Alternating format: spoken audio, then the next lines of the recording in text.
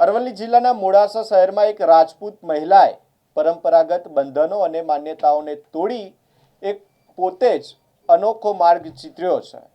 આ મહિલાએ સ્કૂલ વાનનો વ્યવસાય અપનાવી એક સમાજ માટે પ્રેરણારૂપ ઉદાહરણ પૂરું પાડ્યું છે।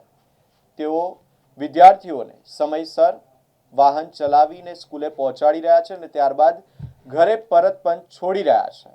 આ મહિલા કે જે સમાજની અન્ય મહિલાઓ માટે એક પ્રેરણારૂપ ઉદાહરણ બની છે। પરિવારની જવાબદારીઓ સાથે વ્યવસાયમાં સફળતા મેળવવી એ સરળ કામ નથી, પરંતુ અસ્મિતાબા પુવારે આ પડકારને સ્વીકારીને સાબિત કર્યું છે કે મહિલાઓ જો સંકલ્પબંધ હોય તો કોઈપણ ક્ષેત્રમાં સફળતા મેળવી શકે છે।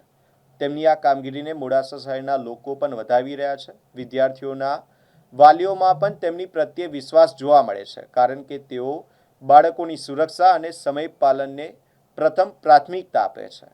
મહિલા સશક્તિકરણની વાતો વચ્ચે અસ્મિતાબા પુવારનું કાર્ય એક જીવંત ઉદાહરણ બની રહ્યું છે। પોતાની મહેનત અને આત્મવિશ્વાસના બળે તેમણે માત્ર પરિવારને આર્થિક રીતે મજબૂત બનાવ્યો નથી, પરંતુ સમાજમાં પણ એક સકારાત્મક સંદેશ આપ્યો છે। મહિલાઓના દરેક ક્ષેત્રમાં સફળતાપૂર્વક આગળ વધી શકે છે।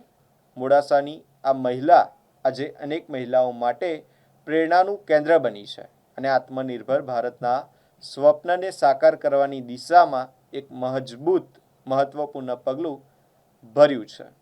જય માતાજી। મારું નામ અસ્મિતાબા પાલસી પુવાર। હું લગભગ 19મી સાલથી ગાડી ચલાવું છું।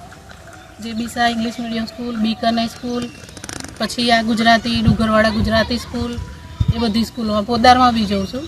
અને મારા હસબન્ડનો સારો એવો સપોર્ટ હતો એટલે હું કરી શકી આ રીતે, અને કરવું જ જોઈએ। દરેક મહિલાએ આ કામ કરવું જોઈએ। સક્ષમ પોતાની રીતે થવું જોઈએ।